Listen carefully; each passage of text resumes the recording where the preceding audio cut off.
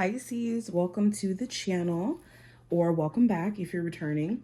We're going to do a look at the next 72 hours for you guys. Let's jump straight in. Any information that you may be looking for to book a personal reading with me or to follow me on other social medias will be listed in the description box, so just check there. Okay, so we're going to start off with the just overarching themes that you guys will be running into. So first card we have is the owl. It says wise seeing, wise action. So you could be very observant during this time frame where you're sitting back and watching things, especially if you do sense that certain things could be off. This could be, for example, with a person, and you could be watching like, okay, what are they up to? Are they, or the lack of what they're not doing could also be something that you're kind of watching. But you could be paying attention to, you know, how often they're reaching out or their efforts to see you, or them not wanting to have certain conversations. Those could be things that are like giving you context or understanding of like where you stand with somebody. Or even within a situation here, you could just be sitting back and, like I said, just paying attention to what's going on and trying to make a wise decision on your next move. Another theme that you'll encounter, we have winter. It says the sacredness of pausing. So this card is about being in that like before energy, before something new takes off. So it's very slow. It can feel like, yeah, like you're having a pause to things or there's a delay. So there could be certain delays that you do want to move a lot faster. And I don't think that these delays are, you know, indicative of you not making progress or you not actually like manifesting certain things that you want to manifest right now. It's just you could be intentionally being put in a pause position so that you can actually regroup and look at things from a totally different angle or perspective. Now, we also have Apple, which represents risk and reward. So this is everything that life consists of, a perspective that we should always have where we understand that life inherently is risky and everything that we do in life is risky. But there's also a big payoff to certain things that we do. And then there's a little payoff to certain things that we do compared to the risk that you may take on. So during this time frame, there could be certain things that you're trying to do where you do need to consider like, okay, well, if I take this risk, the reward is like 10 times what I'm risking. For example, like if you're trying to start a business and it's you doing consultations, the risk is you putting your time into this. And the reward is you making, you know, a business for yourself, you accomplishing a goal of yours. So the risk to reward there is beautiful. And having this frame of understanding is what's going to help you accomplish things in life and not look at things from like an emotional place, but more of a like, well, I'll be dumb to not take the risk because the reward, the payoff is just so worth it. Or staying away from situations where the payoff isn't. For example, if you're over investing into a relationship and the payoff is for you to be treated bad and for you to be lied to, then the risk to reward is not there. Now, going into the last card, another theme that you guys will confront is change. We have the Mummy. So change, being comfortable with it is usually where we have like resistance or issues. Change is something that's constant. It happens regardless of when you want it to. Life just tells you, nope, we're going in a different direction today. And being able to adjust to that, especially after our mind has made itself up in regards to what it wants to do or who it wants to be with, it's challenging. There may be some changes you've recently went through where your mind is still trying to adjust to the fact that you've even had to now, you know, the person you thought you were going to be with forever now isn't that person anymore. That is a big shift. Or the career you thought you were going to go into may not be that career anymore. So it's the mental adjustment. Now, what needs your focus during this time frame, Pisces? We have Bonding with the rhythm of life.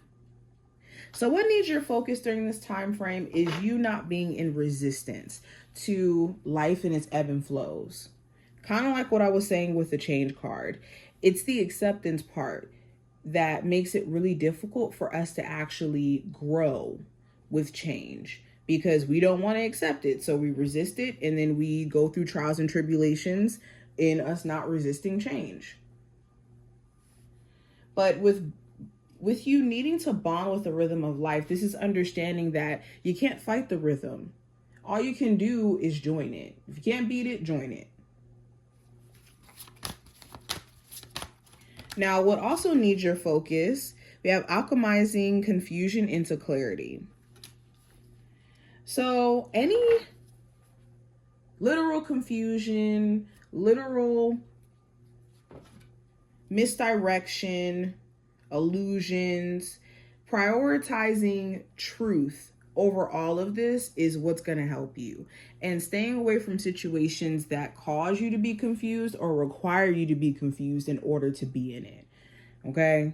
So an example, if you gotta, play like you don't know what's going on in a toxic relationship in order to keep it, that may be a situation you don't want to be in, where confusion is the only thing that keeps things intact. Once you start clarifying things, now stuff gets real weird. That's something that you want to be mindful of. Now, going into what you're not aware of that you need to be aware of going into this time frame, Pisces, we have ancestry, which is represented by the tree. So you do have a strong presence of ancestors, ancestral support, even when you're at your lowest or you feel like you don't actually have that support. Also, there could be certain family members who feel a way about the way that you guys may have left the relationship off. Things that they never got a chance to say to you directly and that they wish they had a chance to say. Okay? You may have a strong ancestor protecting you, especially if you did have someone recently pass within the last couple of years.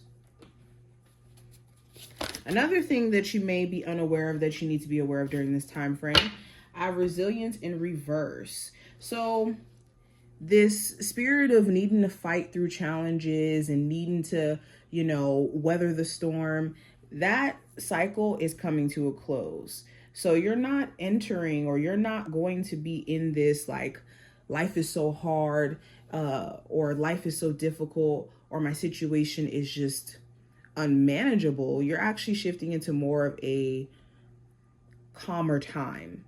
But certain behaviors or certain habits or certain beliefs, you have to adjust with you entering a new season. Now let's go deeper, Pisces. What is the general energy around you? We have the Four of Wands here. So the Four of Wands talks about focusing on family, focusing on, if you're an entrepreneur, your entrepreneurial investments, your home as well, trying to make sure that things are like stable within that.